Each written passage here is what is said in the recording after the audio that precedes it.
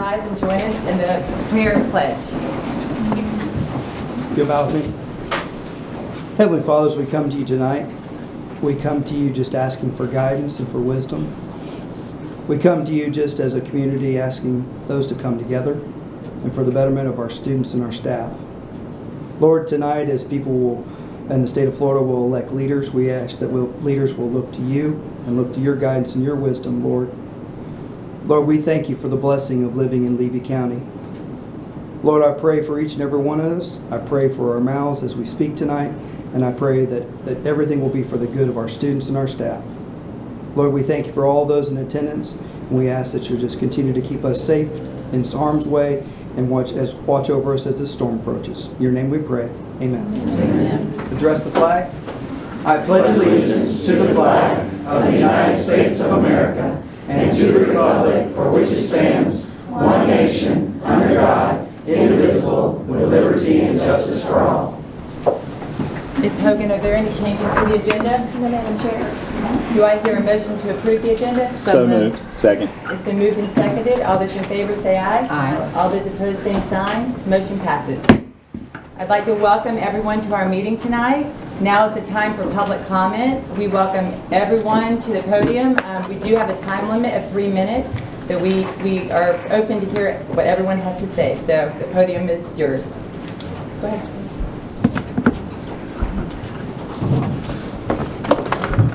So really the reason I'm here tonight, and I feel like it goes for a lot of these parents, is the Bronson Middle High School. What's your name? I'm sorry, what's your name? Brianna Villers. Okay, thank you. Parent of Elena. Students at the elementary school, no problems whatsoever. The middle high school, on the other hand, has caused some serious concern over the past week, and we just want to know what's being done. We've had one student smoking hard drugs in the bathroom. The next day, several students got sick, and they still can't tell us what's wrong with them. We had another student bring a gun yesterday, and we're all just very concerned. I don't even want to send my child to school anymore. And virtual school is no longer an option because COVID's not a thing. And to enroll her in virtual school, I have to wait until the next semester. So I want to know what's being done and what we can do for our students, because I'm scared to send my child to school. And I feel like a lot of these things, I heard that this student that brought hard drugs to school is being allowed back at the school, which is not okay. It's not. If there are not consequences to your actions, they're just going to keep doing it over and over again. And I feel like if they're not taught at that age that there are consequences to your actions, then they're going to grow up to be members of this community that continue to do the same thing. And that's not okay with me living here.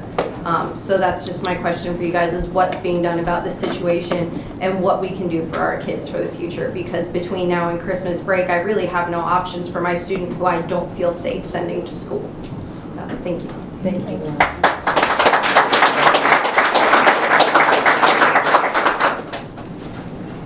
Anybody else? Yes, please.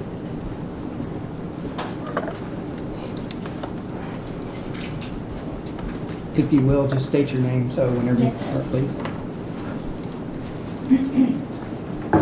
Hey everybody, my name is Jade Anderson. I'm going to try and keep my composure. I'm a emotional person, so excuse me.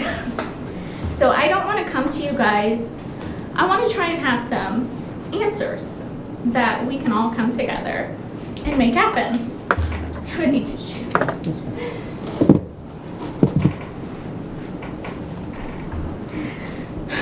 So I think we need to revamp our Red Ribbon Week.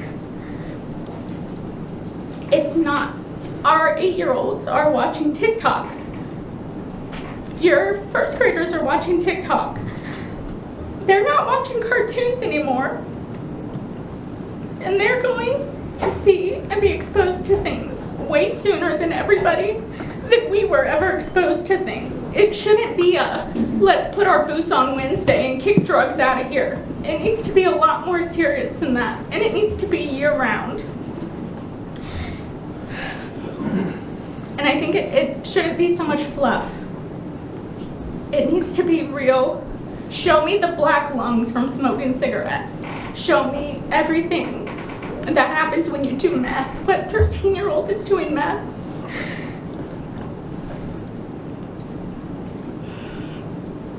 I think we need to have more community outreach. A lot of these kids live in the country. Nothing is walking distance. There's no outlets for these kids. Well, we don't have a community center. There's hardly any after-school programs that are available to low-income and even well-off kids. And the kids who are in the middle, they don't get any funding because their parents make too much money. So what happens to them? They still come from broken homes. I think our teachers need more resources. We've taken away a lot of their power. What, and maybe that they already, I don't know what they are and aren't allowed to do. But I'd like to know what options are available to them if they suspect a child needs help. If a student is struggling with depression, what do they do? Do they reach out to the parent?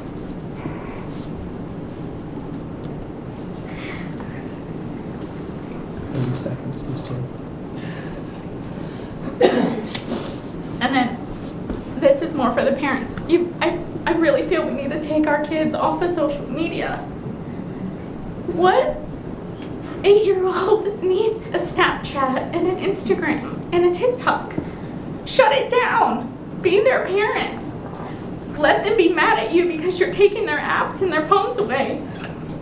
Madam Chair. Time, Ms. Jen. Madam Chair, we're out there. Thank you. Thank you, guys. Thank you very much.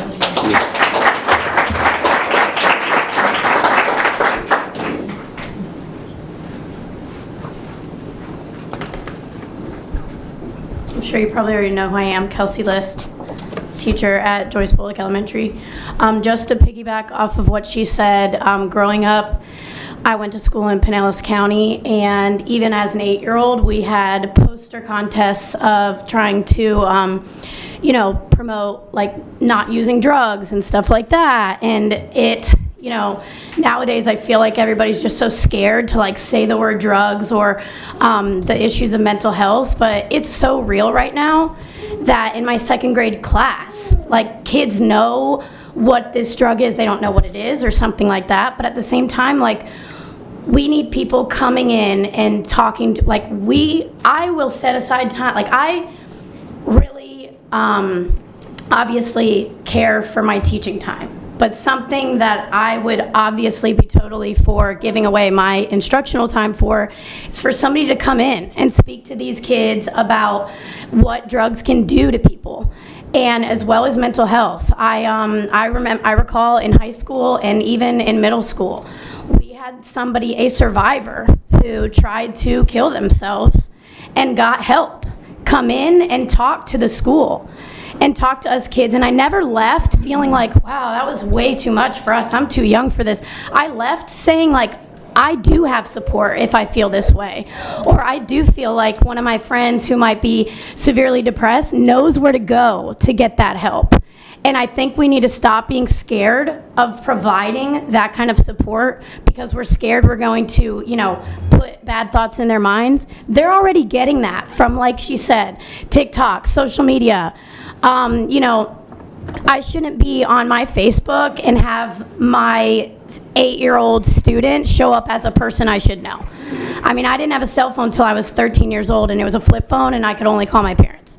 Now, my child has a tablet. I mean, it's kids YouTube and it's all educational stuff. I mean, I know it is so easy to put your child on a phone or a tablet so that you can fold the laundry and do the dishes. I have a child myself, and it's hard. But let them watch Little Einsteins. Let these kids be kids, because they're not kids for as long as what we used to be. It's so different now, and we need that support in the school, and we really need you guys to bring people in who have been in the trenches, because they're already being exposed to it anyway, so we might as well educate them no matter how young they are. Thank you. Thank you.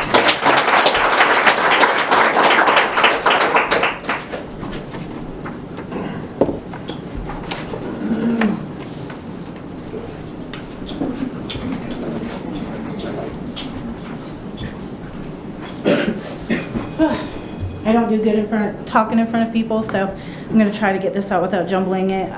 What's your name? I was getting ready to get there. Good evening. My name is Jennifer Daniels. First off, I would like to thank you guys on behalf of the parents, that everybody sees present tonight, for allowing us for a chance to speak our concerns and to be heard. I'm sure most of you yourself have children that attend the school, so you can understand where we're all coming from as well. If not, you're sitting on the board because you have our children's best interest at heart, or so we hope. So we want to thank everybody in advance for doing that. I would like to begin by saying, parents of the children attending Bronson Middle High School, we know this isn't the first incident of drugs being found on campus and having ambulances called. Just the thought of having one ambulance alone to be called, the thought of losing one student to an overdose would devastate our whole community, much less one of our size. We're pretty small, we're pretty tight-knit. It's gonna hurt. Parents here tonight have come together to express why things other than dogs that were present present at our school, which is a step in the right direction, have taken place. We are thankful they were there today. The kids felt safer with them there. So we appreciate that. Whoever got that together, thank you. We just hope that it continues in days other than just today, because drugs on campus is a big thing, not only for Bronson High School, but it's happening in Chiefland, it's happening in Williston, it's happening everywhere, not just in our school. It's just we're exposed at the moment. After meth was found on campus Wednesday, we as parents feel there should have been some type of assembly, which included law enforcement, health professionals, to teach our children the legal and health consequences of the drugs. Children of this age that bring this type of drug, meth, you know, that's the big thing that was just found, probably got it from somebody they knew very close, whether it had been parents, family members, someone else, a friend. So they may not be getting the correct education on these highly addictive drugs as some other children are getting. Some children, as I've stated, they're living in broken homes and they're not getting the education they need. As you all look at the parents that showed up here tonight, we all want you to know that we are not here against you. We are just wanting answers, and we're concerned on what's best for our children. There are a few parents that found out about Wednesday's incident from social media. A Levy County school board, or not school board employee, but a Levy County school employee posted it on social media telling parents that we needed to calm down and everything was okay. She was a parent too, and we should be grateful that nobody overdosed. That added to the unknown of what was going on when in fact everything was not okay. Other things are happening in the school, and we would like to propose Claire backpacks, that we feel this would help in the safety of our students, and other things along with assemblies and stuff of that nature to help the students. Metal detector, something's got to give. So, thank you.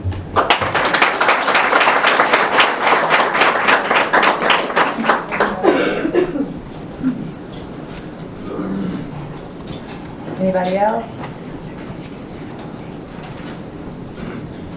Hi, my name's Heather Parker. I have one child at Joyce Bullock Elementary and another at Williston Middle High School. Today I attended a 17-year-old's funeral because he committed suicide last week. We have got to get something in place where we can catch these children before we're attending their funerals. There's rampant rumors in Williston about other children horribly assaulting other children. And if their parents aren't catching it, we have got to have something in place where we have children not dying, not going to funerals. And I agree, we have to get them off social media, but a lot of parents are not going to be willing to do that. It's a very easy babysitter, unfortunately. When I was a kid, I was terrified of the teacher or the administration calling my parents. That was a huge fear. Kids do not care anymore. I don't know why they have no fear of their authorities anymore. They don't fear their principals. They don't fear their teachers. They're not telling, what's going on with other children. No one's standing up and saying, this kid's not acting right, this kid has threatened someone. It is so bad that standing at that funeral today, another child walked up and threatened to stab my daughter. I'll be going to the school to address that tomorrow. But what world are we living in that a child thinks it's acceptable to walk up to a parent and threaten to stab your daughter? We now have to put something in place to help these kids. Thank you. Thank you.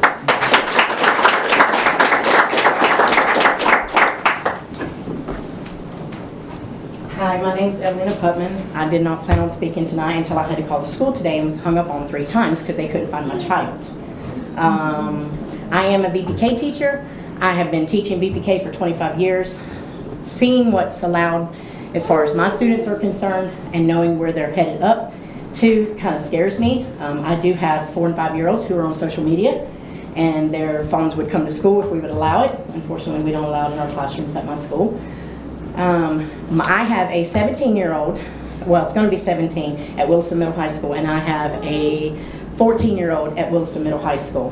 My 17-year-old is not on social media. She's not allowed to have Instagram. My children never were, and they never will be. When they're 18, they will get social media.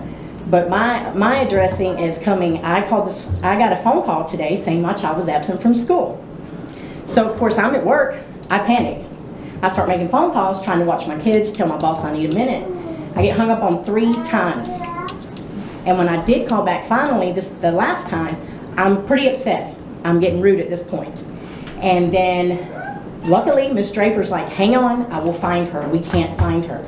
They had no idea where my child was. Now, she was in ACT testing, but they should have known where my child was at.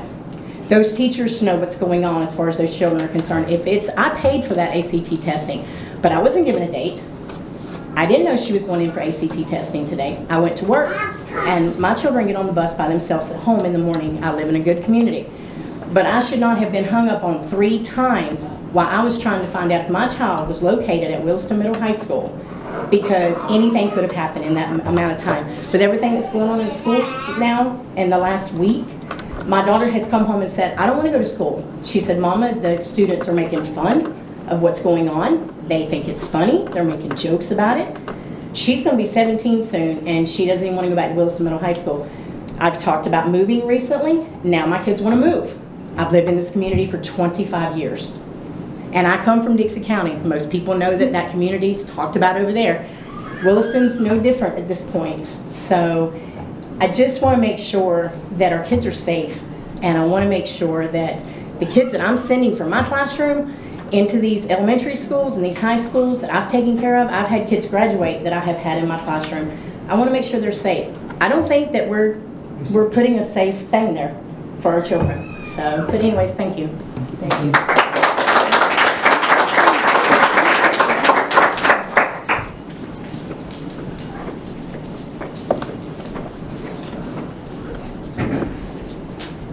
Hi, Board. Kim Hudson, teacher, but I'm also the Levy County Education Association president. And I feel what all these parents are feeling tonight. I've had kids grow up in our school system. Fortunately for me, mine are not in this, but I always pride myself on trying to be a problem solver. And so as I'm sitting here listening to everyone tonight, one thing that crossed my mind, I did a little research last night because I've been hearing a lot of this week, and went to bed with tears in my eyes last night for our county as well. And I know that we have an emergency management plan. I know that we should have an emergency management plan, and we do. But to what level do we have an emergency management plan? And what things do we have in place for our kids when there is a suicide? When there are guns brought to school? When there are drugs brought to school? What kind of counseling services do we have for them in place? I know all of that costs money. I know all of that is very important to us. We've talked in the past several weeks in school board meetings. I know Ms. Boyle has something coming up, and that's one of the big things we were pushing for, was more mental health services for our students. But as I was digging around last night, I found several plans. Wakulla County, which is very similar to Levy County, I feel like, in size, has an amazing emergency management plan for suicide, for drug use on campus, for things like that.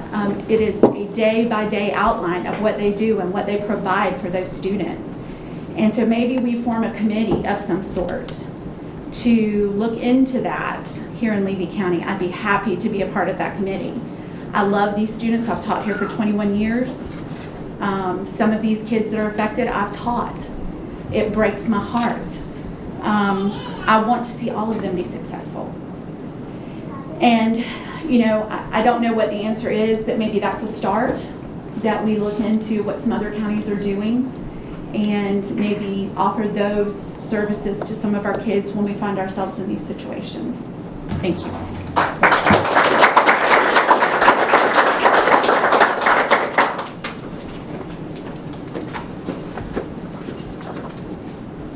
Anybody else?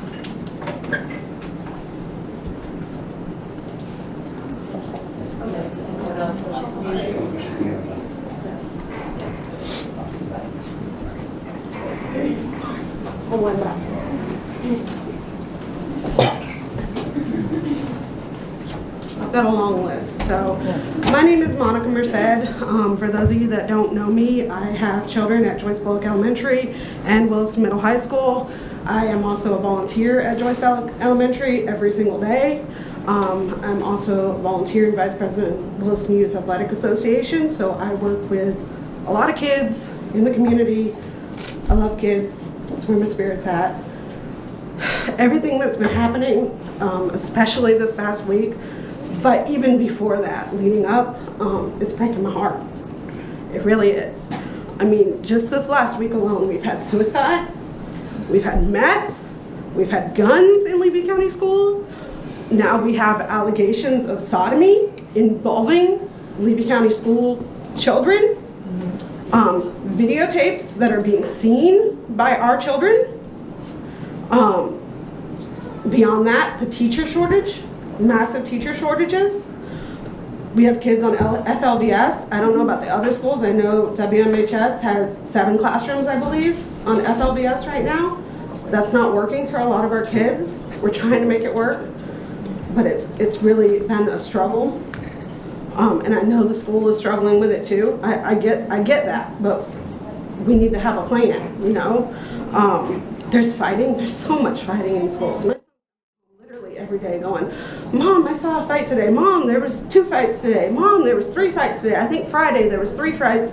He had pictures on his phone, y'all, of blood in the boys' bathroom because somebody got their nose broken at school and the bathroom looked like a murder scene. That's scary to me, seeing that. I don't know what all the answers are. I really don't. I would like to be part of the solution. I don't want to just come up here and say, this is all our problems, what are y'all going to do? You know, I'm sure all of these people here are here because they care. They want answers, and I'm sure at least some of them are happy to also help be part of the solution. Use us, you know? I'd like to see some more bullying seminars. I'd like to see social media awareness seminars, because that is a thing now. And I know that that wasn't a thing when we were all in school, but it is a thing now. And I think that's something that needs to be addressed with these kids, social media awareness. You know, the negative aspects of it, the positive aspects of it, everything. Suicide, depression awareness, mental health, just in general, you know. That needs to be a thing. Drug seminars, please. Let's help educate these kids. Let's give them resources. Let's help them know that it's okay to come forward and say, hey, I'm worried about my friend. He's a little off. Or hey, my other friend is, you know, doing something he shouldn't be doing. Madam Chair. Thank you for your time.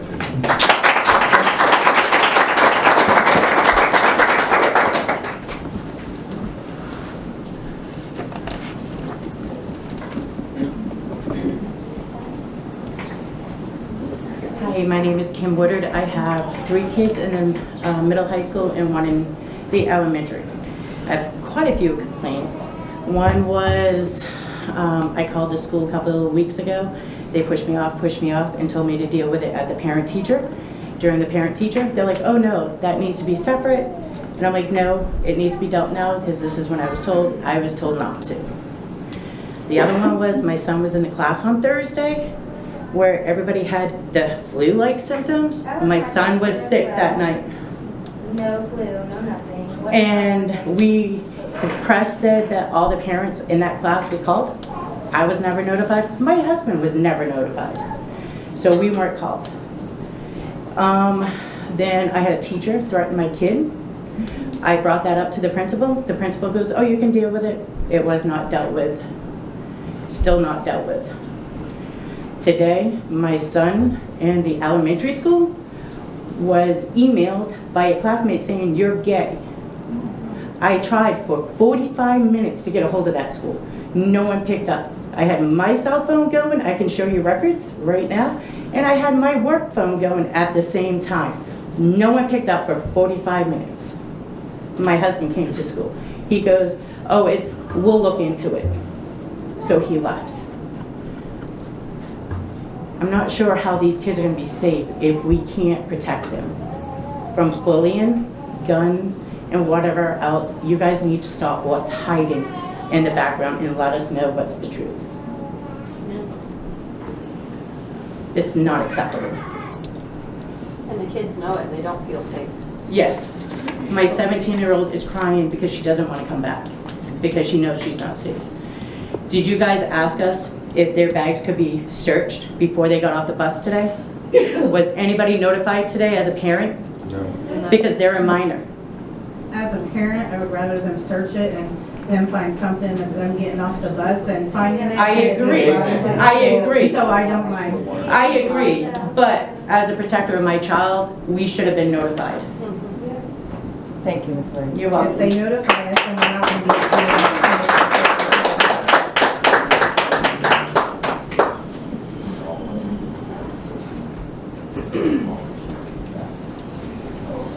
I'm Jennifer Kirkland, and I have 2 children at WHS. I was not going to speak because I wasn't supposed to be here today, but I'm here for FFA. Piggybacking off of everybody here, I think it all starts with the bullying. My daughter has been bullied every day since the beginning of 6th grade. I have gone to that school numerous of times, and it doesn't help with emails or phone calls. Nobody listens to you. All they do is get these kids together and try to get them to compromise and get something, and nothing works. She comes home every day crying and hates going to school. Every day. She's in 9th grade now, okay? They don't do nothing about it.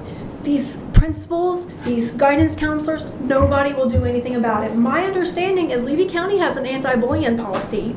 I have reached out to people who are principals at schools or people that I know that are part of the school board, school system, and I've tried to speak to them, but nothing is done. If something were done and the bullying policy was enforced, a lot of this stuff would be diminished or gone, and these kids wouldn't be sodomized. These kids wouldn't be having drugs in the bathrooms. These kids wouldn't have all of this stuff. You guys have to enforce the rules that you have, or nothing's going to get accomplished.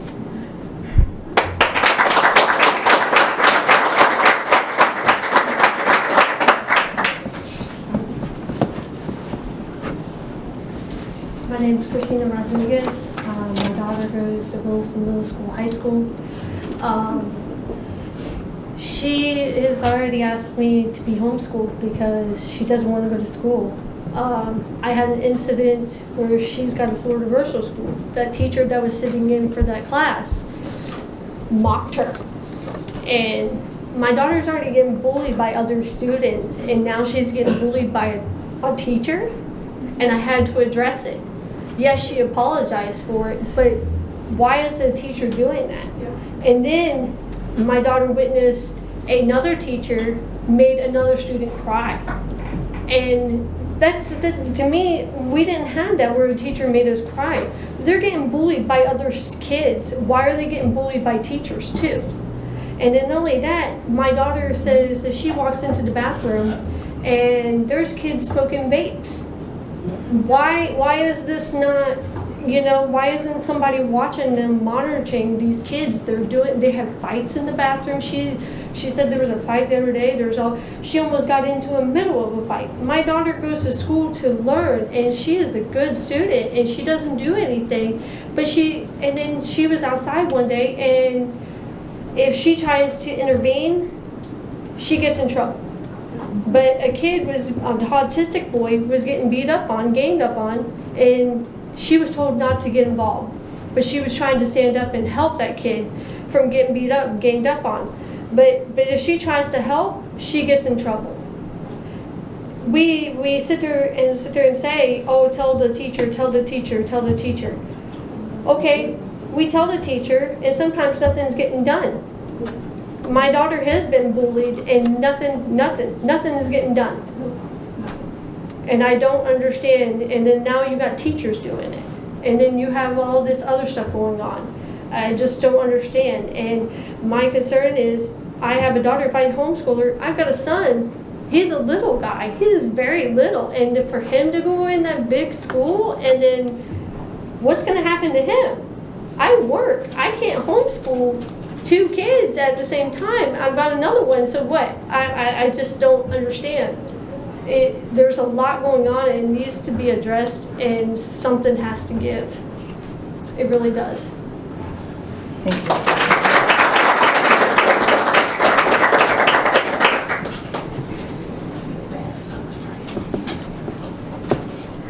My name is Christina Williams. I have a child in 6th grade at the middle school in Bronson. And speaking of bullying, most of the time I think it comes from the teachers directly. My child has loved school from the moment he started in pre-K up until 6th grade. He gets to 6th grade, he has teachers telling him that he reminds them of someone who has a learning disability. And they say it in class, out loud, in front of the whole entire class. He comes home crying. I talk to the school, the teacher sends out an excuse saying she's got low blood pressure or low blood sugar, she's diabetic, and the kids just need to learn her mood swings and deal with it. That was the response that I got. I address it at the teacher-parent conference, and she goes, oh, that's not what I meant. That's not what I meant. I meant I think he's gifted. Really? Because that's not what you told him. You told him he had a learning disability. My child has had straight A's until middle school. He hates school. He doesn't want to go. He is sick every other day, trying to find a reason to get out of going to school because his teachers are mean to him. His math teacher is not even smart enough to teach math class. She has another 6th grade student stand up and explain to the rest of the class what's going on in math class. It's ridiculous. There is one teacher out of the whole 6th grade that he enjoys going, and it's sad because he pulled a gun on someone over the summer and has charges pending on him. But he's the best option in 6th grade. I think that's ridiculous. It's really sad. I want to pull my child out of school. I've grown up here. It's terrible. On top of the guns and the drugs, the teachers are ridiculous in 6th grade.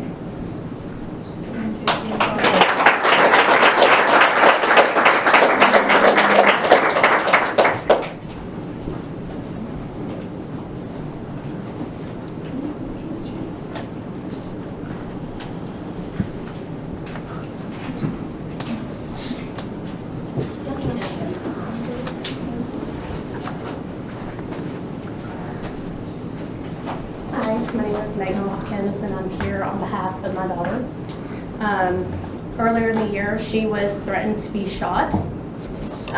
Charges were dropped against said students, and my daughter was in ISS, and the girl actually went into the classroom with her. When she informed school officials that she needed to be removed out of that situation, nothing was done. She was left in a building or in a classroom with someone who physically threatened to shoot her. State dropped the charges, but that doesn't matter. That is still my child who is in a bad situation because your employees can't get it together. They're not being safe. They're not providing safety for our children when we go to school. And this upsets me so bad because she's been here since kindergarten. This is where she was supposed to graduate high school. But I have to take her out because your employees are failing to provide safety for her. And it's terrible, and when she told the teacher to get her out of the class, they didn't do it. When I called the school and asked why, I was told it's a small campus, there's nothing we can do. No, what you can do is remove my daughter from that situation and call me. Let me get her out of that situation. I think John Miller, I don't think he does his job, and I don't think Jennifer Bray does either. And I think they should be removed from the school. I think we need a whole new crew to get in there to provide safety for our children. Because this is not okay. It's not okay for them to be on campus with meth. It is not okay for them to be on campus with drugs. It is not okay for a 12-year-old to have to listen to somebody in her face calling her bad names because they don't like the boyfriend that she was with last week. It's wrong. Parents are tired of it. We are tired of sending our children to school to not get an education because this is ruining their education. Something has to be done. Whether it's metal detectors at the front door, whether it's a whole new administration, something. We are begging you as a community to do something. Like, I'm at a loss because it is so heartbreaking. I have to pull my child out of school just to make sure she's safe. I mean, we want answers as a community. What do we do? Where do we go from here? What can we do to help? What can we do to help? I would be, you know, we spend taxpayer dollars on everything else. Why can't we put it towards metal detectors? Why can't we put it towards the drug sniffing dogs? Why can't we implement a policy where the kids are dropped off at the front door and searched? Make their lives hell for a little while and maybe they'll straighten up. There's no consequences at all. There's no consequences for the child that threatened to shoot my daughter. There was no consequences really for the parent of the child who brought meth. Like, it's wrong. And I understand you're saying time, but parents are fed up. And we have to.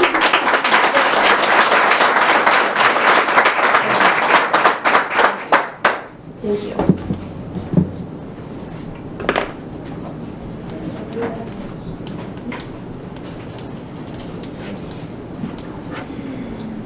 Anybody else?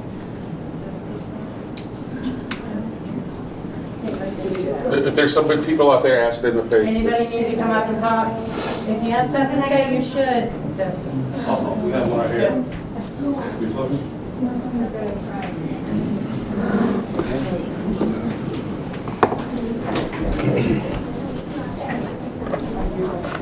So my name is Paul Frere, and I'm gonna go a little backwards on a lot of these people. Some of this stuff I blame on parents.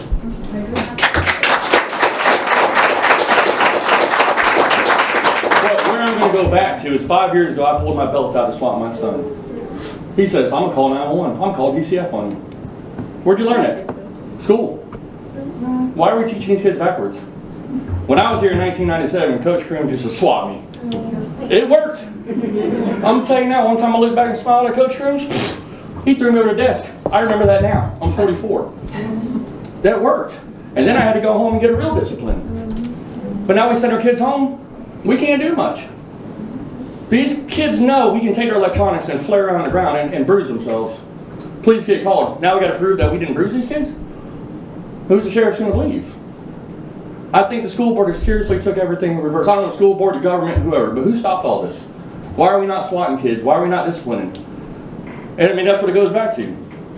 I mean, you hear about a kid being threatened to get shot and nothing gets done? I mean, that should be gone. The kid should be expelled. If somebody heard it and there's proof, expel them. Absolutely. Get them gone. The best way to have a good group of apples is get rid of bad ones. Put them in these juvenile programs. I'll tell you, I was a little bit of a bad apple myself. I was even in the Marines. I'll tell you what, I was very good for 13 weeks in boot camp. Because there were consequences. Oh yeah, we were disciplined by everybody, everywhere. Fellow Marines, fellow recruits. Everybody as a community. My biggest peeve in this community now is when I grew up, other parents would swat us. Amen. I disrespect other parents. I was swatted. I was taken care of. I knew better. You don't even hear Sir Man about these kids no more. I grew up in Boca Raton. Was terrible. Everything I hear now reminds me of Boca Raton. This isn't city. I moved my kids here and put my kids in a school for country life. And that's supposed to be Sir Man discipline. And enforced by everybody. To this day, I'm still the parent. You don't see my kid doing something wrong, please take care of them. Let me know. I'm going to take care of them harder. No. Well, I could, until now they were taught to call DCF and the police on us. So now we're hands tied. What do we do? And I think a lot of it goes back to that. We have to undo these policies. We have to bring SWATs back. We have to get expulsions. We can't say, oh, I'm sorry, we think you have a mental disability. We can't hide behind that with every kid and shove medicine in every one of these kids. 30 seconds.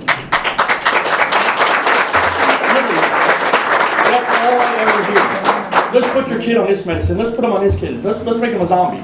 That doesn't fix anything. It was beaten out of me. And it worked. Now I'm doing pretty well in this community. Yeah, I offer jobs, I offer rental homes. It worked.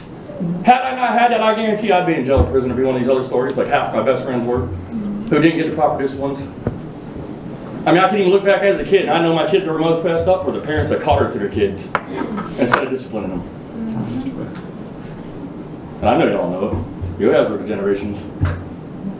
So, yes, sir. My time's up, but thank y'all. Thank you.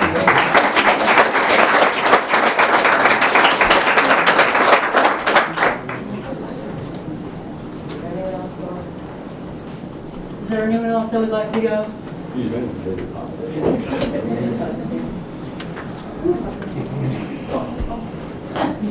Very quick. My name is Robert Cooper. I'm a Libby County bus driver.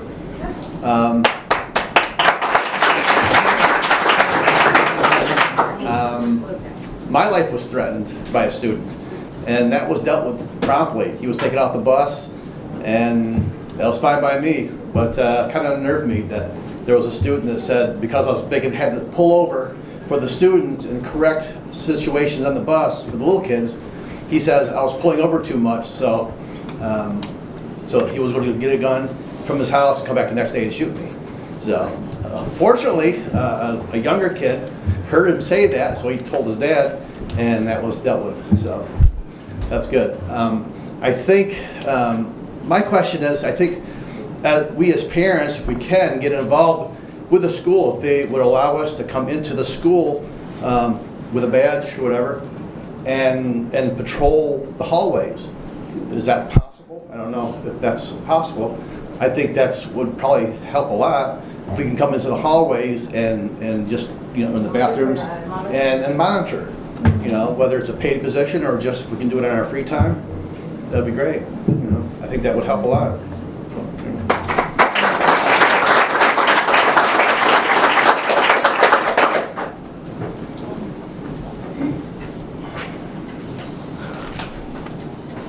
Hi, Carolyn Greer Jones. I teach over at Bronson Middle High School.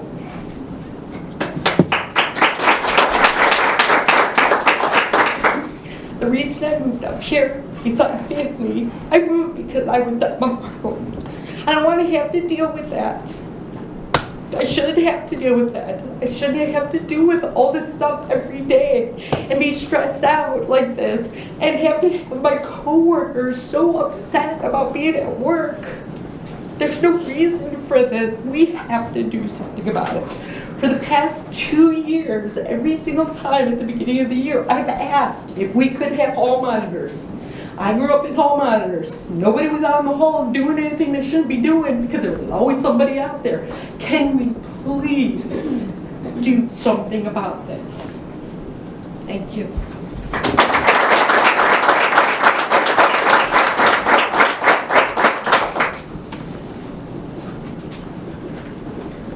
Anybody else?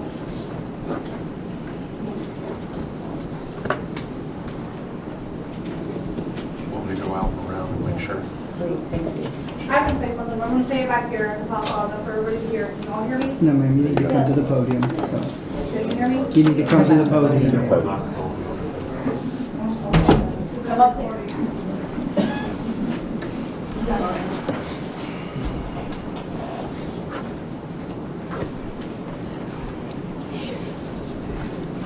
Hi, my name is Gloria. I have 3 children. One's in the Bronson Middle High School, and I have 2 in elementary school. So I've been speaking with Miss Wiggins. She's trying to make it to where parents can be more involved. Stuff like this wasn't happening when parents were allowed on campus. I can't even take cupcakes into my child's class. They literally send 2 kindergartners up to get cupcakes. Why is it as a parent, I wear dresses all the time, you can tell nothing in my pockets. We aren't allowed to say cupcakes for our kids. If parents could be involved, there could be a lot less of this stuff going on. There'd be more eyes on campus. We could give teachers breaks. We could read to these children. We could be more involved. They're taking 3 PEs a week because you don't have an art teacher, you don't have a PE teacher. My kid was assaulted on PE the other day and he was in trouble as well because he defended himself. He had to bite a child to get him off of him. He was being choked. And I don't think my child should have been punished for defending himself. If you're not able to breathe, you're going to try to get somebody off of you as well. And they try to downplay it. Even several students told the principal that the other child was the aggressor. My child was still put in trouble. Everything was investigated, and I got a phone call 5 minutes before school was out.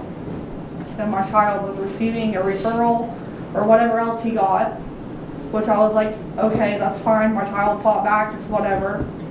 But in my case, where's the teachers? You have one PE teacher for 4 fifth grade classes. If you could allow parents on there, why do we do the application to even be on campus if we can't be on campus? If somebody would tell me, hey, we have a PE class, somebody needs to come out and have eyes out here to help watch these kids, I'd be more than willing to keep things like this from happening. Parents need to be involved. We're being told not to be involved, told to be raising our kids, but you can't even be there to raise your kids because we're told we're not allowed on campus. The only time we're allowed on campus is if they have some kind of game. And teachers can send out, I appreciate Ms. Schuler, she sent out a thing yesterday saying that their kids need to have notebooks, but we can't get a phone call sent out to everybody that's listed for lockdowns at school. We're told after the fact. God forbid that it was a real shootout, somebody really had a real gun or whatever, you know, we find out after the fact. You know, that an administrator, you have how many people in the office? Somebody could have sat down and made that phone call just like Ms. Schuler did over a notebook. No offense, I appreciate the phone call for the notebook because I need to know what my children need, but I also need to be aware of what's happening at school, not 4 hours after the fact or 4 hours after school ends. I got a message from the elementary school letting me know that the middle high school was on lockdown. My friend's texting me. Time. The communication needs to be better. Parents need to be more involved. And I don't know if you guys want to look into it, but when I was growing up, Umatilla still does it. They're an A+ school. You guys may want to look into it. It's called the DARE program. The sheriff office, they have a car. The 5th graders, whenever they get to 5th grade, they get to decorate this car. They repaint it however the kids want to paint it. But it's a thing that they do all the way up to 5th grade. They have a mascot that comes in and talks to the kids, and it's a weekly thing. They come in once a week. The sheriff walks around with this person, and they actually do these Thank you. things with the kids.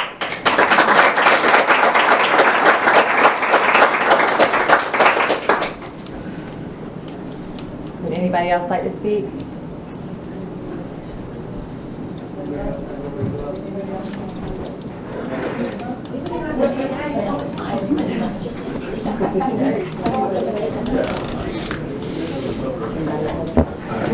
There's not that many, I told them. Okay.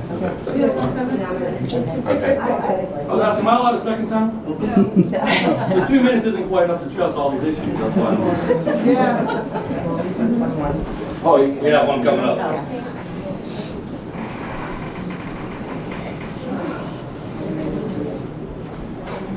My name is Angela Wynn. I have 2 children at Bronson Middle High School and 2 children at the elementary school. My daughter has had the worst time since she got to the 6th grade. She's an 8th grader now, but since she got to the 6th grade, it's been one thing after another. Last year, she was involved in an incident with a student who threatened the lives of 4 or 5 other girls. They were told that they were liars, that they were making a false statement.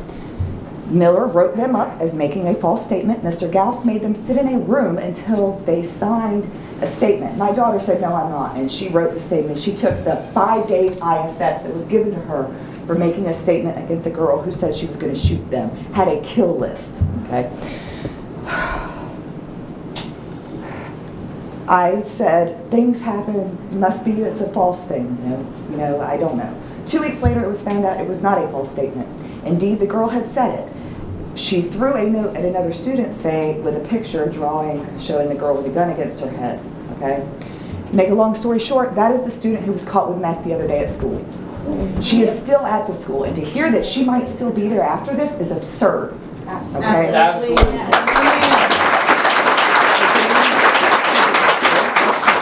But I can't tolerate that. We're already taking our 2 older students out. I cannot go there. My daughter, to make it even more, on Tuesday, my husband and my daughter went and sat in Ms. Bray's office for several hours because my daughter has been refusing to go to school because she does not feel safe. She feels threatened there. She is concerned. Ms. Bray said, oh, I'll take care of it. She wrote 2 reports that had happened, one on the bus and one against another student. Okay? Ms. Bray, the following day, which was Wednesday, when all the stuff went down, my husband ended up going back up to the school. I'm not going to discuss the reasons why. Anyways, we were back up there. Ms. Bray said that those were unfounded incidents and she was supposed to remove my daughter from those classes. They are not removed my daughter from classes with a student that she has claimed that it's against her. Other students have validated it and they are ignoring it. Everything is being shoved under the rug. I know another student who was drunk on campus before third period, got the alcohol at the school. Parent was called, they told the parent that that student was sick. Come get your son. She came to the school to find her son drunk, stumbling over himself, throwing up. They are shoving it under the rug. He got 10 days suspension. No, she pulled her kid because that is not acceptable. Something needs to be done. Everything is being shoved under the rug. Nobody is being held accountable at all over there.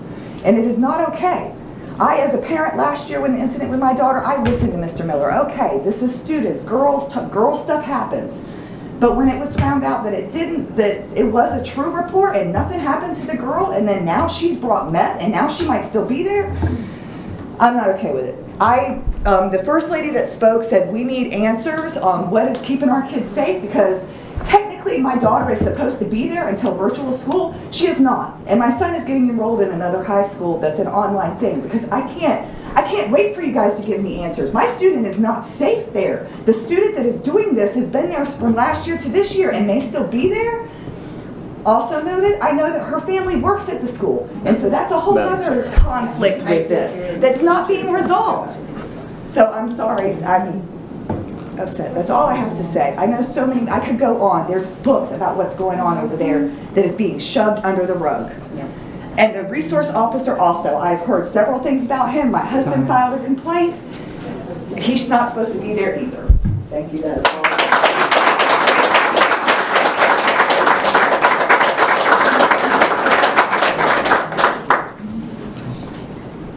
Anybody else?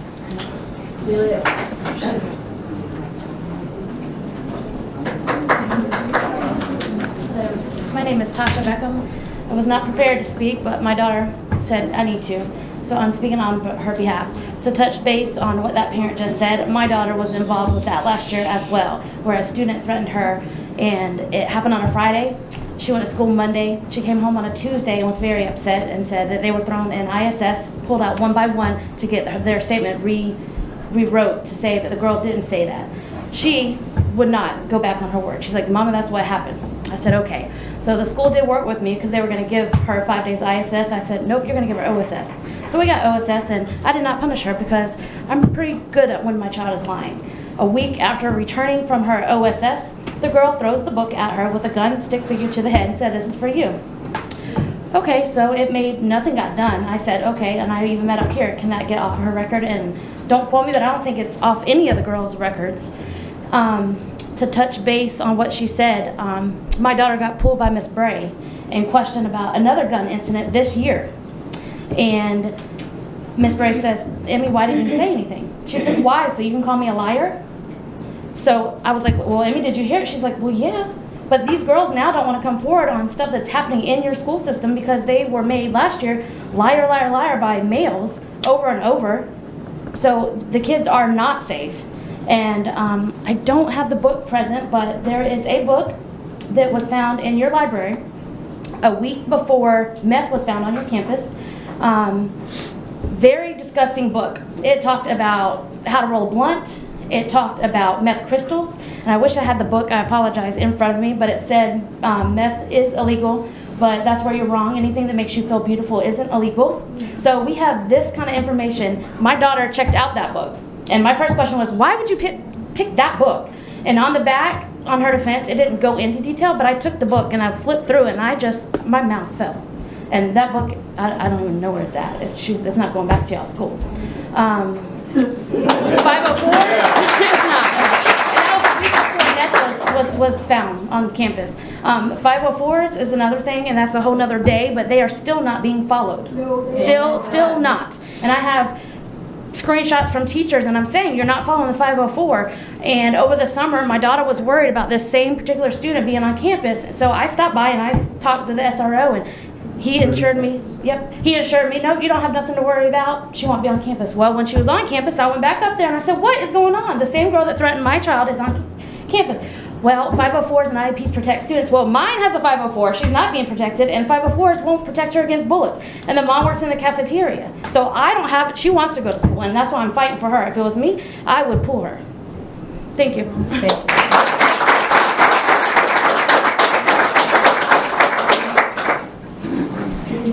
Anybody else?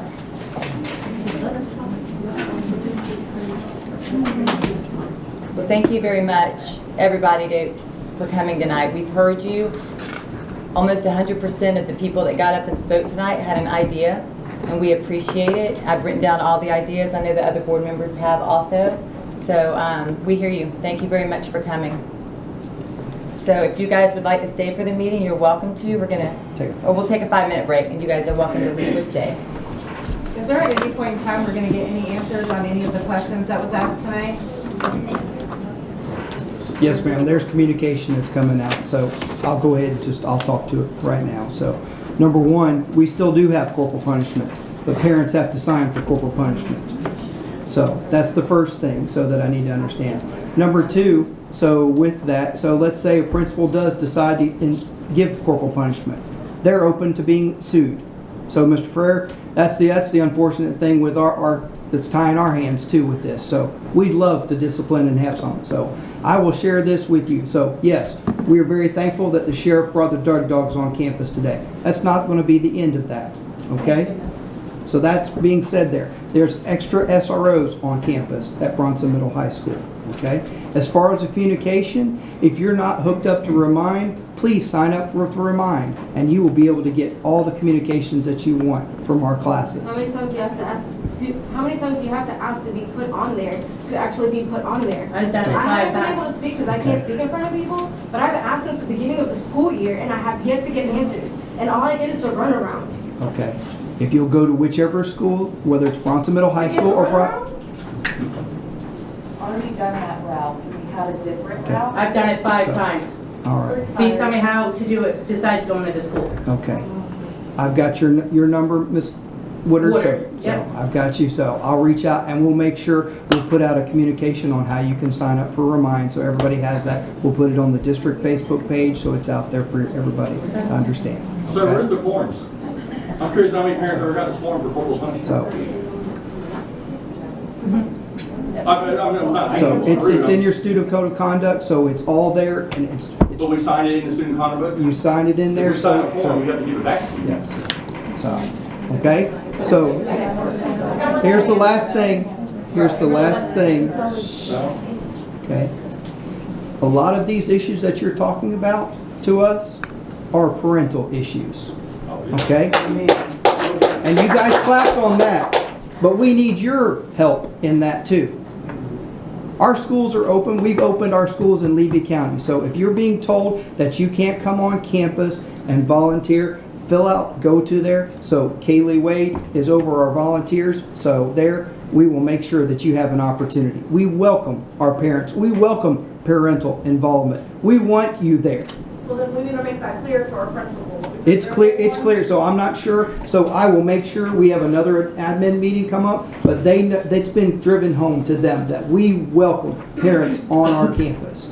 Because, I'm not gonna debate back and forth. Ever since 2020, I have not been allowed on campus with any kids at any grade, even dropping them off on the first day of school. We weren't allowed on campus. We haven't been allowed on campus. Okay. So, this is what I want you all to understand, okay? The 5 people sitting here have heard you, I've heard you, and I want you to know that we take the safety and security of our students extremely serious. But you are talking about incidents, so yes, there's been 2 incidents. 2 incidents. We had meth on campus at Bronson Middle High School. On Thursday, we did not have any drugs found. The law enforcement was on campus. And I know that you think that things are being swept under the rug, but I can assure you, we want to be as hold up, I am not debating back and forth with you. You're going to allow me, I've given everybody your opportunity, so now's my opportunity. We are as transparent and as open. I am the person that can lose my job for not making sure I do my job. And I'm entrusted with that. And I love Levy County, and I'm a Bronson High School graduate. What about the kids getting threatened by the teachers? Please tell us. These how are you're gonna things, fix that. but these are things that you have to go to the principal, and you have to. I have. We're not going back and forth, okay? I have. So, listen to me. That's why we're here, because they're not listening. Okay. You can take a recess. I'm serious. You can take a recess anytime. Schedule an appointment to see me. I will see each and every one of you one at a one, and we will make sure whatever problems. So, thank you. We're going to take a 5-minute break. At this time, Madam Chair, I would like for you guys to make an adjustment on the agenda. So we're going to move Unity to the November 22nd board meeting. So if you could make that adjustment in the agenda, we'll be tabling that. So at this time, I'd like to welcome. So we've got a great group of FFA members here, so we're going to be able to celebrate them. So, and I'd love to have Miss Cooey and Mr. Skipper, and Miss Harris. So she around there. There we go. So I will turn the floor over to them. So.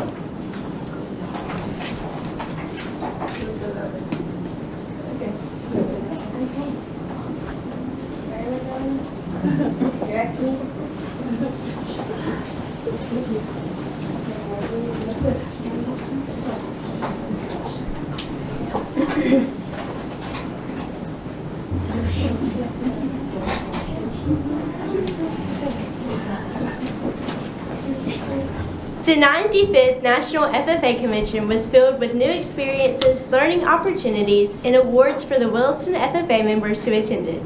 Each participant attending from Williston had to earn the privilege to attend by winning a state championship the previous year. Last school year, our FFA chapter won parliamentary procedure as well as ornamental horticulture demonstrations. These two contests allowed 8 students to travel to Indianapolis. Miss Cooey and Miss Harris, along with 3 parents, flew together for this once-in-a-lifetime opportunity. Our middle school FFA chapter also received the National Chapter Award, and 2 members were able to go across the national stage to receive this award. A few members who attended the convention would also like to share their experiences.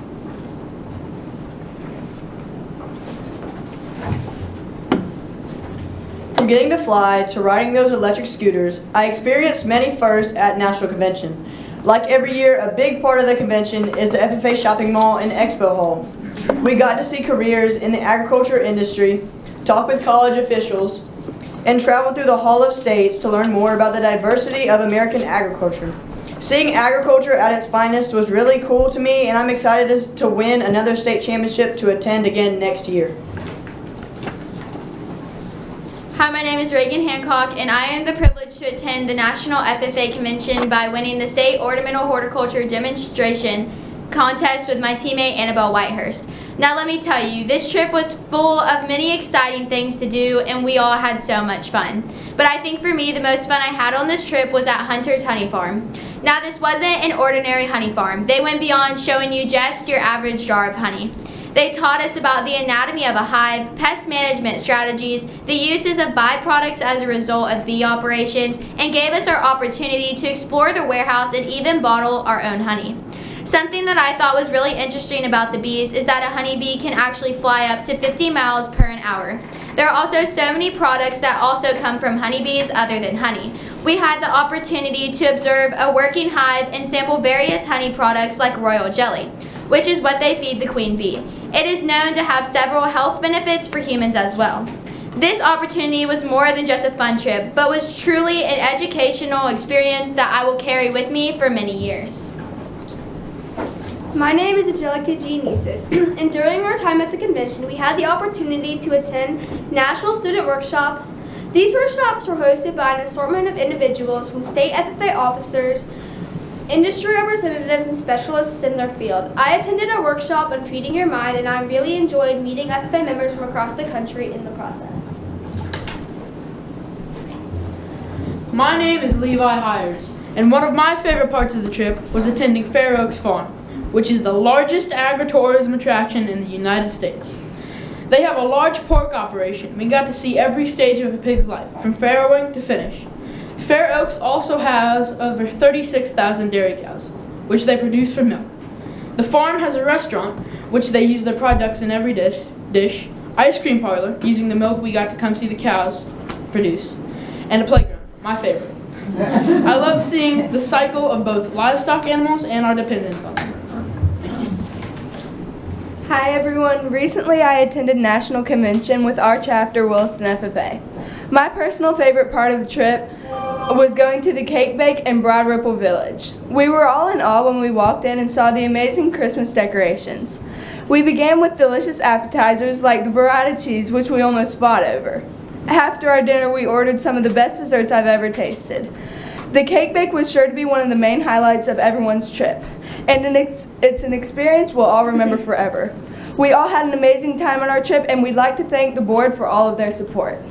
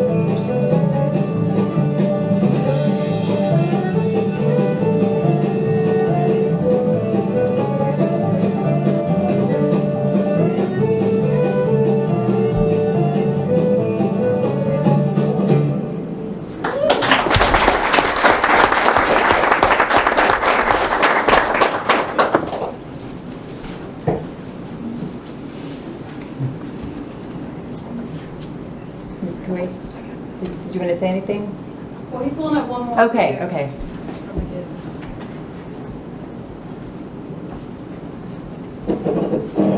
Wilkinsonville, Williston Middle,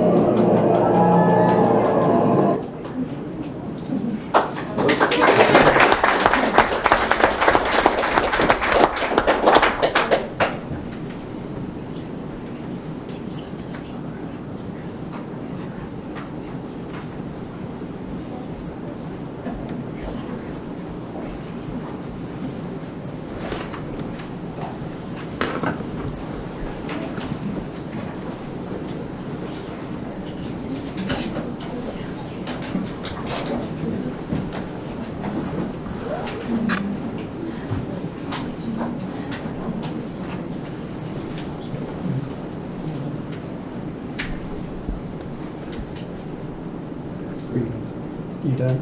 Yes. Okay. All right. Congratulations. Yeah, congratulations.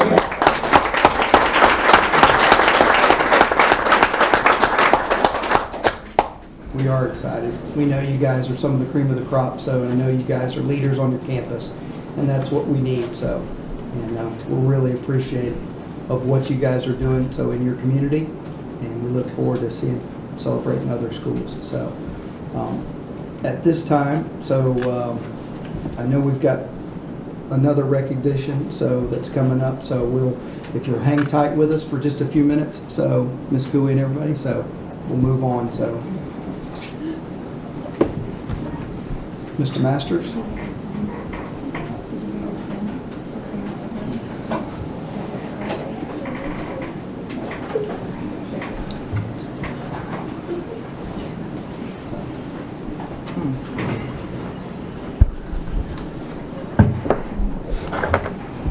On most any day of the week, you probably see the Yellow Dog school buses running, right? And so there's a lot of the story that you don't get to see. Before the sun ever comes up, those buses have run some 1,200 miles in our district. But what you're missing is not the seeing, but the hearing. Because on every one of those buses that are running out there alone, there's a radio that's connecting them to about 60 other people. So a few weeks ago, those radios connected me with one of our drivers who was facing a challenge, and it was a matter of conflict and very distressing. And this went on for the better part of 12 minutes. And during this 12 minutes, the driver was calm and protected her students. She had about 22 kids on board. Some of them, as you imagine, might have gotten a little bit upset. I could see it on their faces. But she was taking good care of them. And through that stressful time and her good decisions and her communication on the radio with the base station and with other drivers, it was a very good outcome. So for today, I would like for you to help me recognize this driver for her good work. She's a professional, and she protected her riders. And this is Ms. Lynn Caruso.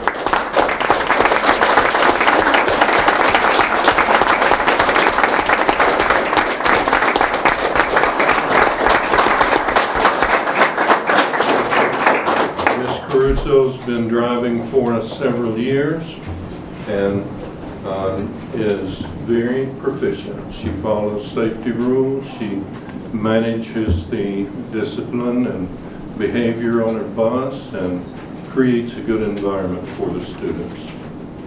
And I would like to recognize her with this certificate, which recognizes a particular day in her life as a bus driver and her professionalism and commitment to safety. Ms. Lynn Caruso.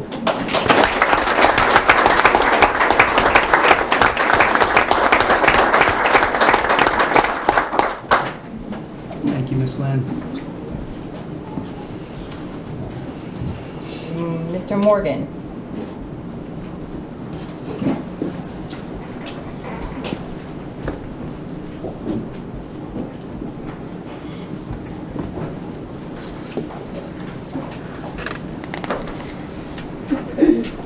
Good evening, members of the board.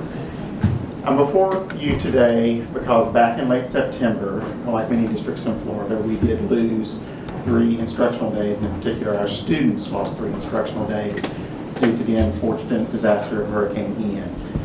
Now, I have been a teacher, and when I was a teacher, I was very aware that every minute that I had with my students was extremely important. So the loss of 3 instructional days to me as a teacher could have had a big impact. It could have meant whether or not I was able to teach a mail merge in Microsoft Word or how to teach filtering in Microsoft Excel. So that's an important thing that I believe we as a school district need to consider.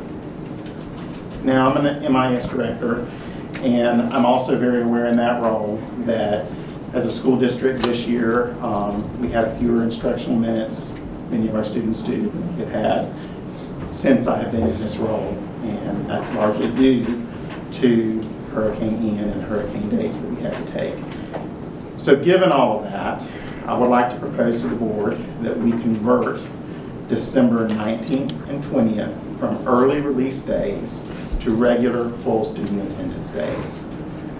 We believe that we can use this time to deliver some of the specific required instructional things that don't easily fit into the regular curriculum, and that we can use that time to cover those and so help to not interrupt the flow of the regular curriculum in the classroom. We believe that making this adjustment would be respectful to our employees because we're not requiring staff to work additional hours.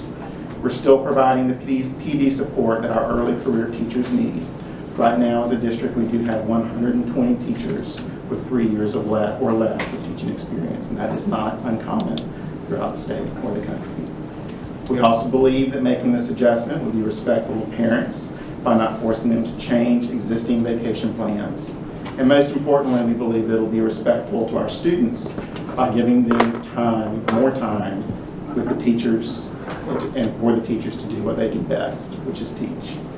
So, if you don't have any questions, we would ask for a motion to adjust our school calendar to change those 2 early release days, December 19th and 20th, to full student attendance days. And it will still be exam days too? Yes, ma'am. How For will that- those that have exams. How will that affect the exam schedule? They'll just make an adjustment.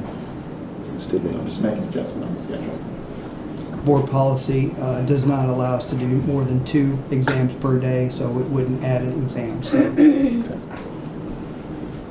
I make the motion to approve. Second. It's been moved and seconded. Any discussion? Just one question. So if they still have the exams, basically on the half day, they're planning on instruction, or we're just making up those minutes for? We're using the existing The time that we instructional have for exams. state. So exams will still occur as they normally would, and each school does that slightly differently. And then we would use the extra time to help cover some of those required instruction pieces. It's been moved and seconded. All those in favor say aye. Aye. All those opposed, same sign. Motion passes. Thank you, Mr. Bennett. Superintendent Cowart. Yes, ma'am. Madam Chair, Board, so honored guests that are here. I think this is kind of fitting, so in lieu of what has gone on tonight. So 2 Corinthians 4:8-9 says, "We are hard pressed on every side, but not crushed, perplexed, but not in despair, persecuted, but not abandoned, struck down, but not destroyed." This district's not going to be destroyed. Amen. This district has had great leadership. This district will continue to have great leadership. For the past 7 years, I've had the good fortune to serve and sit beside this person. This person came on in a time where we had lost a very valued and trusted member of the board. The Y is out. When I came on the board in November of 2012, Mr. Philpott kind of took me under my wing, provided some good counsel for me, provided me the ability to grow as a leader, grow as a board member. Mr. Etheridge came in and stepped in and filled those shoes when our hearts were hurting. Brad Etheridge has served the citizens of Levy County exceptionally. He's been a leader not only in his community, but he's been a leader to be able to go to Tallahassee. He's been a leader to go to conferences, and he's been a steadying force for not only Williston, but Levy County. I'm extremely appreciative. I value your friendship. I value your counsel. And I appreciate what you've done for our students and our staff. It is with great pleasure and sadness that I, along with our board members, pass along, presented to Brad Etheridge. Congratulations on your retirement with grateful appreciation for 7 years of service and dedication to the Levy County School District.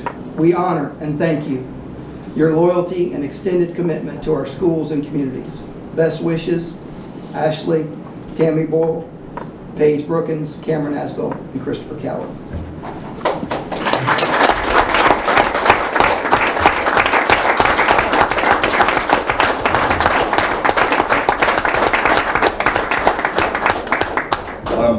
Floor is yours. Well, I'm not going to take. It was time for me to retire, so they still said good things about me at the end. So, you know, I wasn't expecting this.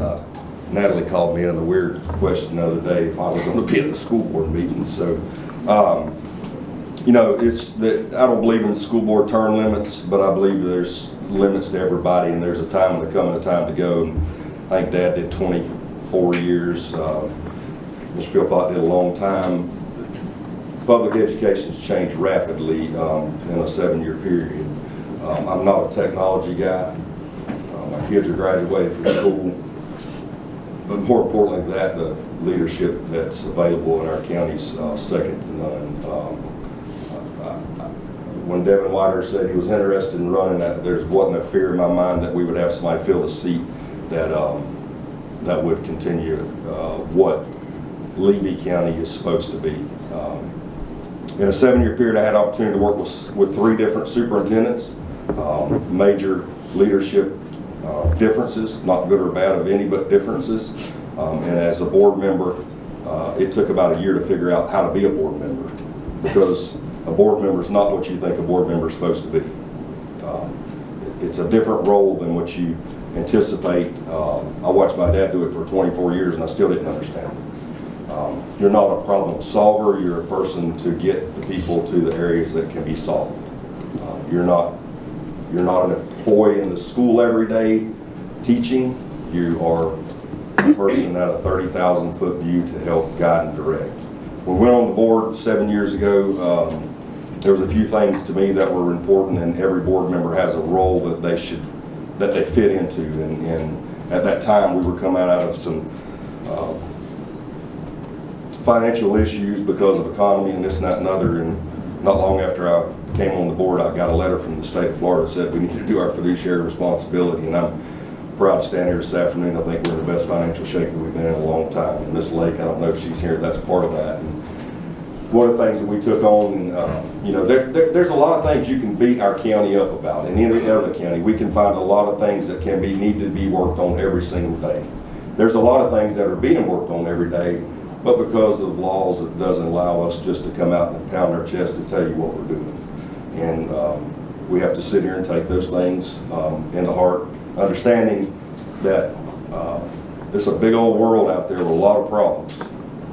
And the way I see it is public education takes our kids and hold them accountable to show up every day. We count them to their grades. And what happens is we have parents at home that are not held to the same accountability as their kids are. So it's the society we're living in today, and we're seeing it through the evidence of our kids. But there's a lot of good ones out there too. There's a lot of good stuff going on in Levy County. I appreciate the superintendents that I've worked with. Mr. Coward and I have become really good friends through this process. I've watched the way he navigates leadership not only in our county but in Tallahassee. In the 7 years I've been here, I got to finish seeing Williston Middle High School built. I got to start with the Chiefland project, from the securing of the funding, basically all the way to the end. We're building a gymnasium now. So during that 7-year period, we brought about $80 million worth of infrastructure into the county, and that's something I think we should be proud of. That'll be with us for a long time. So there's no doubt that I've made some failures. There's probably some people, I told Devin, Mr. Whiter says he comes on and make a list of all the friends that you have. In a matter of 8 years, I want you to go back and see how many of those you still have on that list. But at the end of the day, we have to do what's right for our students. Even though it may not be popular politically, we still have to do what's right for our students and our staff. And I think I stand here at the end of year 7, and I think Levy County is a better place because of this board and the unity of working together with the superintendent at hand. And we still got things to work on. We love every day. I appreciate every one of you that I work with. It's a time for, every funeral starts, it says there's a time to come and a time to go, right, Mr. Asbell? Well, it's time for me to go. It's You time come for as far as Mr. you Whitehurst can to be go. here, which will take place at the next meeting. But I appreciate it. This is not necessary at all, but it is appreciated. Thank you.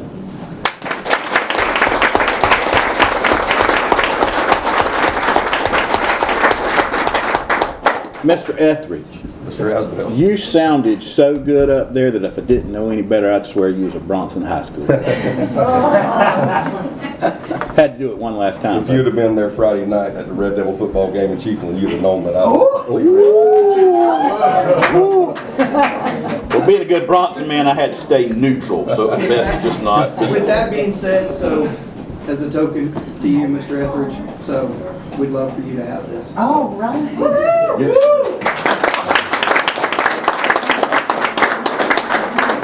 If anybody wants to know, it's been my mission since I've been a school board member to fix the W to what it's supposed to be, and this is what the W's supposed to be. Hey, Brad, wait. We gotta show that off to the team. Oh, yeah. That's nice. Thank you. Ms. Dola? Thank you. Good evening. Tonight, at his last school board meeting, we wanted to publicly thank Mr. Brad Etheridge for everything he has done for our school and for our FFA chapters. During the terms he served and the countless years before, Mr. Etheridge has advocated for all students and has made decisions in our best interest. When it comes to Williston FFA, Mr. Etheridge has always been a positive light and has known the importance of students being involved in CTE classes and programs. Williston FFA has adopted the unofficial motto of a winning tradition, which started years before our time in the FFA. Mr. Brad has been instrumental in paving roads to student success, opening doors of opportunity for our FFA members, and doing far more than his fair share to ensure that our winning tradition continues. As a Williston FFA member, he held various leadership roles at the chapter level and was a part of many winning teams that established our winning tradition. Mr. Brad also went on to make Williston proud by being elected as the Florida State FFA president for 1993 to 1994. In his years after college, Mr. Brad became an active part of the Williston FFA alumni and the Williston FFA Foundation, constantly giving of his time and resources to our programs. Once Bailey and Colby were old enough to join, he added FFA Dad to his list of FFA titles, and he supported them as well as their peers as they set out to earn their own FFA accomplishments. It was evident that he truly enjoyed cheering on his children and pushing them to reach new heights. Mr. Brad, your support to not only Williston FFA, but Williston schools alike is truly appreciated. I would also like to personally thank you for encouraging me to better myself as an FFA member and livestock judging participant. Your knowledge and leadership played a huge role in our state championship title. He's coached judging teams, planned benefit rodeos, sponsored t-shirts, chaperoned trips, cooked meals, written check after check, and done as much or more for Williston FFA as any person could, always with student success as his unwavering focus. Mr. Brad was my livestock judging coach while I was a member of Williston FFA, and he instilled a love of the industry in me that is unmatched. Some of my fondest memories from middle and high school took place in a barn along Mr. Brad's side, evaluating livestock and developing real-life skills that couldn't be taught within the four walls of a classroom. It goes without saying that he is and always will be one of my biggest mentors in life. When I think about all that he invested in not just myself, but also my peers, the first thing that comes to mind is his ability to believe in others who may not even know of their own talents or capabilities. I hope to one day be half of the mentor to others that he has been to me.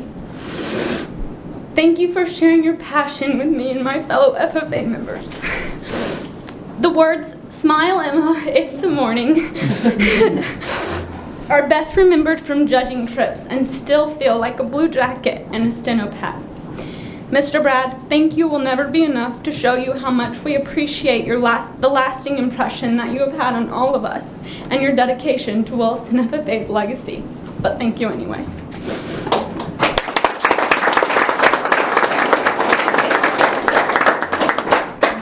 It wouldn't feel right if we're talking about Williston, the FFA, or the school board, and how they all tie back to Mr. Brad, if we didn't mention the late Mr. Philpott. Anyone who has ever heard him share memories of his own FFA days knows the impact Mr. Philpott had on his life, not just as an advisor, but as a lifelong friend. As Williston's former FFA advisor and then school board member, Mr. Philpott worked diligently to ensure we got a brand new school in Williston. And while he did get to break ground, sadly he never got to see the new school finished. After the loss of Mr. Philpott, in true Brad Etheridge fashion, he stepped up to the plate and took on a new responsibility as Williston school board member. He stepped into the shoes of his dear friend, also continuing what could have been considered a tradition, serving in the same school board seat as his dad and grandfather had both served. When he took office, his first job was ensuring Mr. Philpott's vision came to life, as he oversaw the completion of the school down to the smallest details. As Ag Kids, one of the biggest details for us is the state-of-the-art vocational wing. While there are no memories of Mr. Philpott as a teacher in those classrooms, or of Mr. Brad as a student in that ag shop, their legacy can be felt down every hall. As a school board member, he represented our Williston schools with the amount of community pride and dedication that only comes from having been a Williston Red Devil himself. Tradition and excellence just follow him, and we are so grateful to be a part of the legacy that has his mark all over it. Thank you for leaving that mark on all of us, Uncle Brad.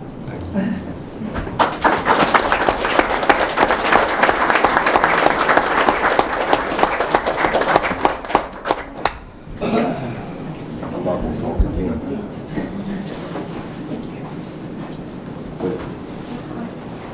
That was overboard. We didn't have to go on, but I do appreciate it. You know, I love Levy County, and like I told somebody the other day, I'm not going anywhere. Kind of thought y'all might have read my eulogy here a while ago. I'm not going anywhere. We still got a lot of good stuff to do, and I told somebody I think the things that I've learned as a school board member that I may be able to do better outside as a citizen instead of an elected official. I think there's a lot of good things we can do. But I love y'all and the FFA program. There's no doubt it's been a major impact on me and my family. We appreciate you taking the time to do that. Thank you.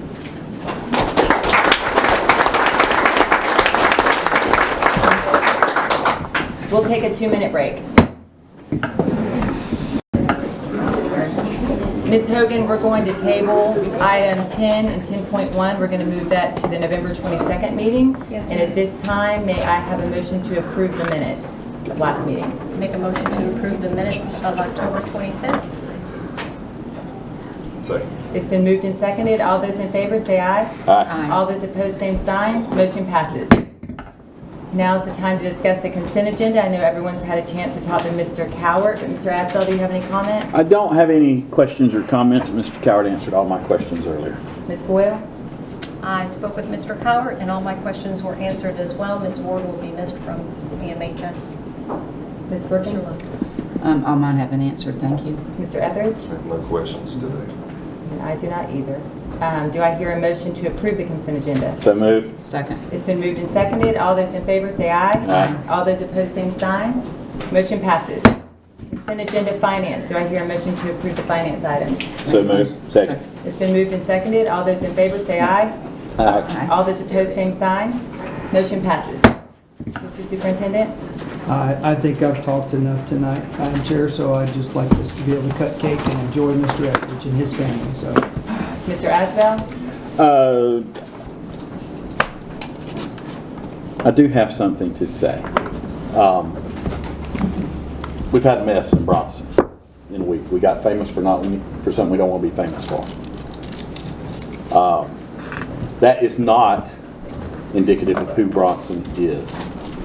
I'm a proud Bronson Eagle, graduate of Bronson, parents graduates of Bronson. The only reason my grandparents weren't graduates of Bronson is because Bronson didn't have a school. I take it very seriously. I take very seriously my job here. I have 3 children that will be graduates of Bronson, Florida. We have a problem. One of the biggest problems we have here tonight is not anyone here. There were great ideas. The absolute wrong people were here. These parents that were here brought forward good ideas. These are the concerned parents. These are people of Bronson. Bronson Eagles do exactly what you saw here tonight. They bring forth ideas. We may not always agree on these ideas, but they bring forth ideas. They bring forth challenges. They set examples. We have a bunch of people that don't want to participate. We have parents that don't want to get involved. Education works like a table. Have you ever built a table? You got to have at least 3 legs to make it balance and stand. Education the same way. You have to have the school, you have to have the kid, and you have to have the parent. If any of those 3 is not there, it won't work. There were some atrocious things I heard here tonight, and I assure you, I make promises to the people of Bronson that our superintendent and fellow Bronson Eagle will address these, and I promise, as a person who's known him since he was 4 years old, I will hound him until he goes gray-headeder than me, that we're going to get it done. First step. Second step, I implore you parents, every parent knows at least 2 other parents. Get them involved. Many times we have meetings at school and say, come on, parents, come in, be involved. The same ones come. These are not the ones. Your kids aren't the problems. Your kids aren't bringing meth because you're involved with your kid. Your kid is not your friend. You're their parent. And too many times, everybody's a buddy. I said it before, I'll say it again.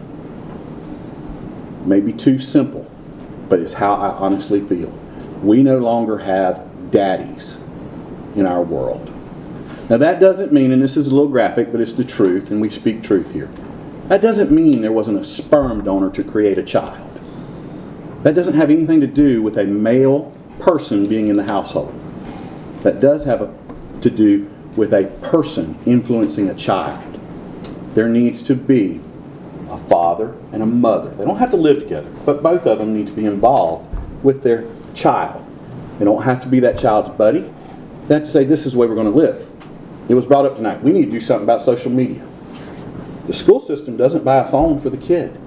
I don't have anything to do with what that kid's doing at 6 o'clock at night. One mama referenced when she's washing dishes, and this is no judgment on her. When she's washing dishes, her kid's on the phone because it's an easy babysitter and we all do it. My house isn't perfect, but at my house when I'm washing dishes, because my wife has told me I need to wash those dishes, my kid's sitting there and we're talking. We forgot how to do that. How many times do we go out to eat? We're in a restaurant. I'm guilty of it. I got my phone. My kid's got his phone. We came out to be together. So what's missing? We need to be together. We had reference to we need to be involved.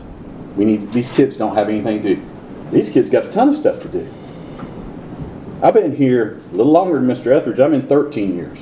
I ain't never seen a kid sitting here for an expulsion hearing that ever wore one of those jackets. I've seen many a kid sitting there, right there, with one parent, and the parent looks over here and goes, it's your fault. Saw it tonight. It's our fault that a kid brought something from home to school. It's our fault that the kid didn't do what the kid was supposed to do at home. And many times my fellow school board members will ask the question, what were the consequences at home? Well, what do you expect me to do? What do you expect me to do? I am 53 years old, and if my mother were still alive, I'd still be terrified that she'd beat my tail. I would still be terrified that my father would take away from me something that I thoroughly enjoy, because that's the way it was. We live in a different time now. We've got to change with these times, but something never changes. Parental involvement is the key if you want your child to be safe and protected. We need the parents to do the work too. We have heard everything that was brought up here. I'm thrilled to death that so many parents were here tonight. I would encourage you to come to more. This room is empty 95% of the time. Come to more. We do not know what's happening in your home. We do not know what a child is going through, because just like Mr. Etheridge said, a lot of people think our job is one thing. It's completely different. But we don't know until y'all come talk to us. I'm thrilled to death y'all came. My heart is broken for what's going on, but I tell you right now, it's going to get better. We're going to get it straightened out. Let's think about this. We referenced it earlier. A child brought meth to Bronson High School. That is not a lie. That is a fact. But in minutes, they were there to defuse it. The 2 kids that used it were quarantined, and the rest of the children were kept safe. They were kept safe. The next day, as precautionary measures, children were sick in a room that had not been exposed. There was no evidence of drugs in that room. But as a precautionary measure, called in ambulances. These kids are throwing up. We got to get this handled. Precautionary measures. Then we turn around, we have this gun incident. Within 3 minutes, the child that was said to have the gun was taken away, was cornered up, investigation began. It's impossible to get you the information that quickly, but within 3 minutes, the situation was diffused. We have people upset. That they didn't get the call, that it was diffused. Wouldn't you be more upset if it hadn't been diffused? Wouldn't you be more upset if you heard, man, this kid had a gun and they did nothing? Or what if we were like Texas? For 15 minutes, nobody did a thing. I'm proud to say my child goes to Bronson High School. My child is safe. And I will do all I can to make sure my child, your child, and every child is safe. If that means it's the end of Cameron Asbell, fine, but every child will be safe. And that man down there, that my friend, he will guarantee it, and these other friends of mine will guarantee it too. And I stand by that pledge, and so does everyone else. I appreciate you coming. I expect to see just this many next meeting. When we ask for volunteers to come in and give us some ideas, come back. I want to hear them. He wants to hear them. Get appointments with him. We'll address it. We'll get it done. If he doesn't do it, call me. I got a big sign in the middle of town with my name on it. Call me. I have no problem calling him. I have no problem going to his house and saying, what are we going to do? Because that's what we're here for. Now, let's get over that. Let's get back on something good. Brad Etheridge is the most aggravating human I've ever known. He thinks that being from Williston is great, but that doesn't compare to Bronson High School, and he knows it. And I want to say, I appreciate him being here, and I have thoroughly enjoyed my time with him. He is a wonderful fellow. When he stepped in here, like Mr. Cowart said, it was a tragedy. We lost Mr. Philpott. Mr. Philpott was this dude up here. Nobody can compare to that guy. And I thought, Etheridge ain't going to pull this one off. Mr. Philpott would be proud of you. I know your daddy is, and I'm tremendously proud of you. You filled some big, big shoes, and you did a great job, and I appreciate you. Thank you. That's all I have. Thank you, Mr. Asbell. Ms. Boyle? First, I just want to wish Mr. Etheridge everything moving forward in a very bright future and continue to do things for Williston students. It was great to hear them all speak about all the wonderful things and the legacy that you left. That was really, really heartfelt and sweet. Very nice to hear. What Mr. Asbell just said, can't say it any better. As a fellow board member, learned a lot in 2 years, have a lot more to learn. Won't deny that at all. But I think the more you learn, the better. Never stop learning. All the parents that came here tonight, thankful for all of you. Thankful for having the courage to stand up there and tell your stories, talk about your kids, talk about what's happening. And I will be right beside Mr. Superintendent and all the board members in helping any way I can and getting things resolved. I'll have to think about it more, but I know as a board we can have workshops. We can hold workshops, no voting, talk things out. Maybe that's a good way to get all the great minds at district and all the school board members in one area and even do some workshops. Pick a couple days a month in addition to the meetings, and sit down and just hash ideas out. So that's where my thought process was going. But thank you again for the parents for coming tonight, and hope to see more of you more often. Thank you, Madam Chair. Thank you, Ms. Boyle. Ms. Perkins? I'm thankful for the Williston students that came today. They did an excellent job. It was a really positive experience and refreshing. We did hear all the parents, and there were some pretty negative things said, and we did listen. We are going to take that, truly look into it. I know that Mr. Cowart will thoroughly investigate and go over everything, and I know Mr. Aswell certainly is very concerned, and he is true Bronson, and we'll do everything possible to get things right. So please know that we do care and we are listening, and thank you all for being here. I personally think that it's a very sad time. Mr. Etheridge, Mr. Brad's leaving. I would really enjoy working with him. I've enjoyed him on the board. I had the privilege to serve Mr. Frank, and that was a true honor too, and I thought he was wonderful, and terribly sad when he left. And Brad's really done some great things. He really cares. He truly loves Williston. He does bleed red. I have no doubt that he does bleed red. And because we appreciate him so much, and we knew it'd be his last meeting, we did allow Williston to win.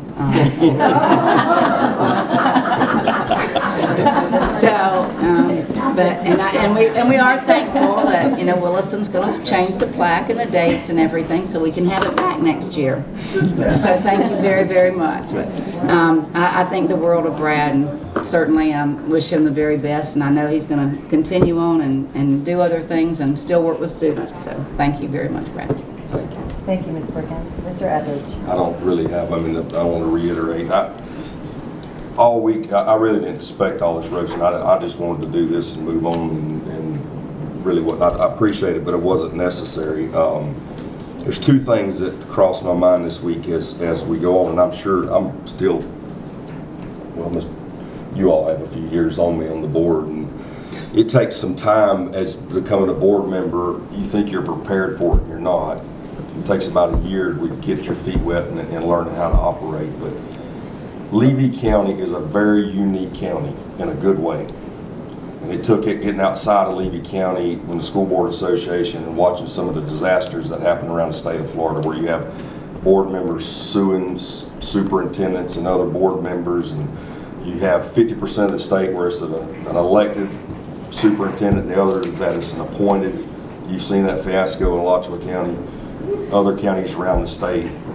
We're fortunate to have what we have in Levy County because we've always had a unified board. There's times, I can promise you, in executive sessions, in regular board meetings, where we've agreed to disagree at pretty heated debates, but at the end of the day, we carried the torch for whatever the final goal was.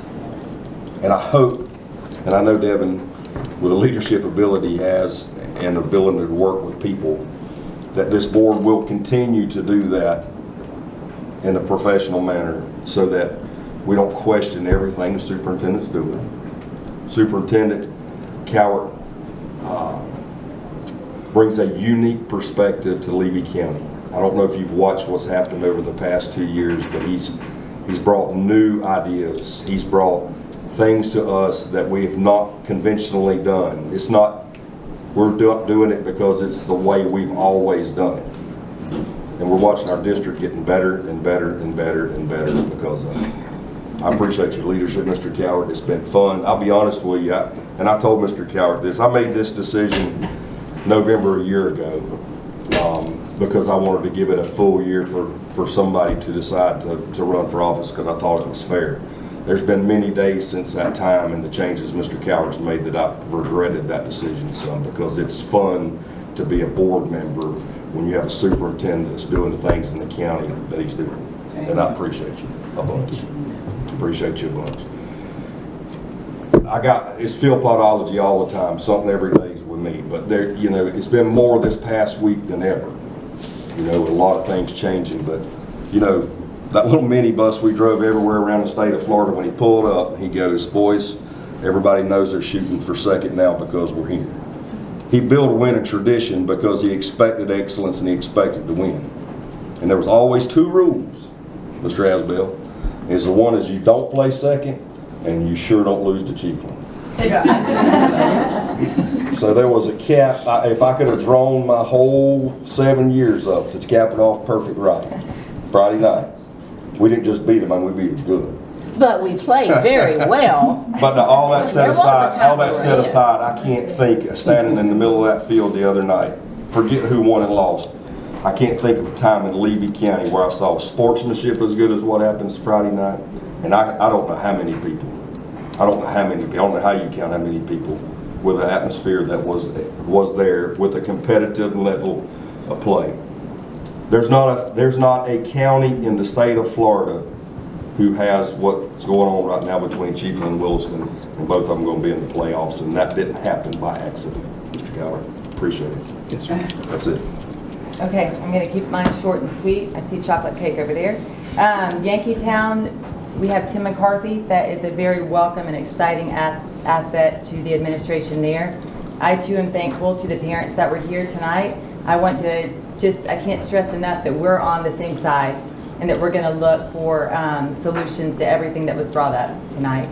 And Brad, I've known you my whole life, gone to church since we were little, but I can say you are now a very good friend of mine. I've known you forever, but I appreciate the way we've worked together the past 4 years. And I remember the first master board meeting when we had to go around and say one word to describe ourselves, and you said aggressive. And now I get it, but in a very good way. And we're going to miss that determination and the leadership that you've brought to the board. So, meeting adjourned.